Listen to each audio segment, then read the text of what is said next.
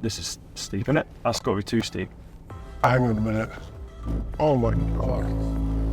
Oh, bro. Oh.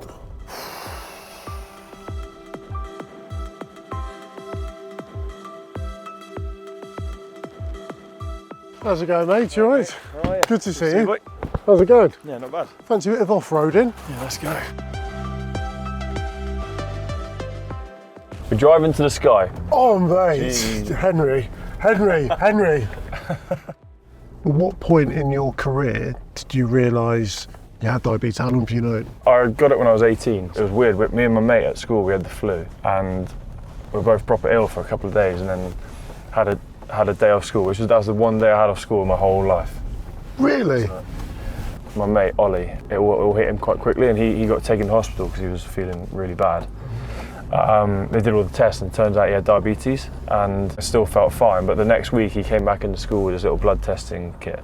Mine turned out to be high, so then I was like, oh, that's not very good. The next day I tested it again, it was even higher, so I went to the doctors. They did all the tests on me and said, yeah, you're literally about to get diabetes. So I didn't have any symptoms, but he had all the symptoms, and I tested early. Is that common to not have symptoms, but no, well, you'd never know unless that situation happened, and it was like quite random that my mate had it. The classic symptoms like needing the toilet a lot, being really thirsty, losing a load of weight, and that's literally about a month before I left home.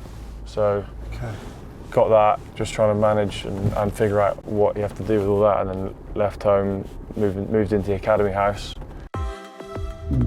Oh my gosh! Oh jeez! No. I thought we were getting tipped. No. Did you think we were going to go? Yeah, that was mad. I thought we were going. I guess of you, there's one thing knowing, there's another thing knowing how to cope and deal with it. How did you manage and deal with it? At the start, there was no like continuous glucose monitors now, like there are now. Like I wear a Dexcom G7 or something on my stomach, which tells me what my blood sugars are all the time.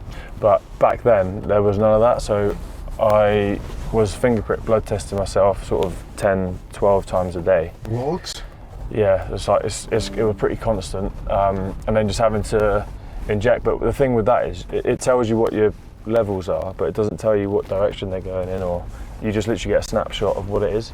Now, the Dexcom I use, it tells me what direction the blood sugars are going, and you get it in like a graph, so you can see. But it was hard back then, and also pre-season is tough. So like the first few weeks of training was really tricky actually, because it was obviously longer sessions. It's hot. Yeah. Which affects it as well. So yeah, it took me ages to crack it. I mean, I've still not cracked it. Like no one's cracked diabetes, but I feel like I'm way better now. I'm way more experienced in terms of like knowing what's what and what affects me in what ways. And club doctors, England doctors, when we've been in there, they've all taken quite an interest in it, obviously, because there's not many diabetics in rugby, so it's a bit of a challenge for them, I think. Recently, James Moorhen, who's coming now, a nutritionist with England Rugby, he's actually been a massive help for me. Okay. Sort of helping me in terms of loading up fuel-wise my body before a game, and how best to get my body prepped, because obviously I have a fairly low carb diet during the week to help keep my blood sugars stable. But then pre-game, obviously you need the energy, you need the fuel. So like he's been work out how things affect me in different ways. So he's been a huge help. We're going through this, are we? Oh my gosh! It's like, what's this? A marsh? This is like is it a swamp? Yeah. Wonder what's in there. Any snakes, do you reckon? Oh, crocodile.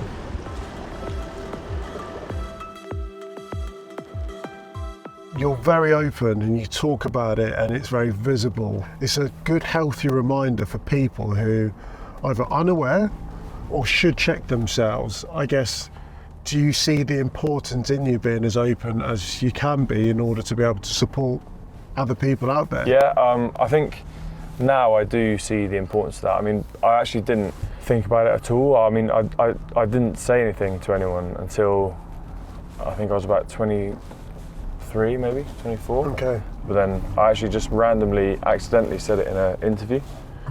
But I didn't think it was a big deal. Do you know what I mean? And then, but now we get messages from parents and their children and stuff, like asking advice on how I how I do things. Sure. Yeah, I didn't realise how powerful it was really speaking out until I've had all these people come up to me and say. Should we park this up and grab a hot beverage? Yeah, sounds good. Okay. Nice view down there as well, isn't it? Yeah. Really lovely. For anyone watching this wants to learn a little bit more, what advice would you give them? Well, I've always tried to say I never want to make it. I wanted to make it affect my life as little as possible by still doing everything I wanted to do in life. Never not doing something because of diabetes. Other than just being careful about what I put into my body and what I do. So the more stable you can make it, the better. So I have taken carbs out in my diet. I try not to eat anything past 7:30, 8 o'clock in the evening, just because it helps you get stable before going to bed. But it's it takes a bit of trial and error, but understanding, it's quite technical, understanding like how each carbohydrate affects your sugars. So it's very personalised. But it's great because you've become a master of it, because to your point, you've not wanted it to affect you. You're flying, playing for Exeter, playing for England, playing for Lions, all of that, amazing.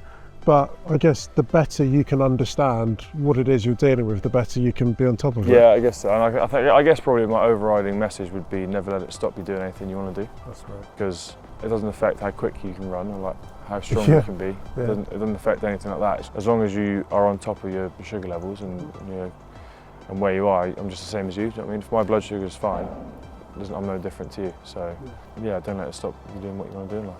Mate, thanks so much for today. It's been class, getting in the car, learn about how you got into rugby, how you've been able to overcome all your challenges. So a lovely day down in Honiton, hanging out with Henry Slade, but a bit more driving to do. We're heading to the Midlands to catch up with Northampton Saint and England's superstar, Tommy Freeman. Let's go.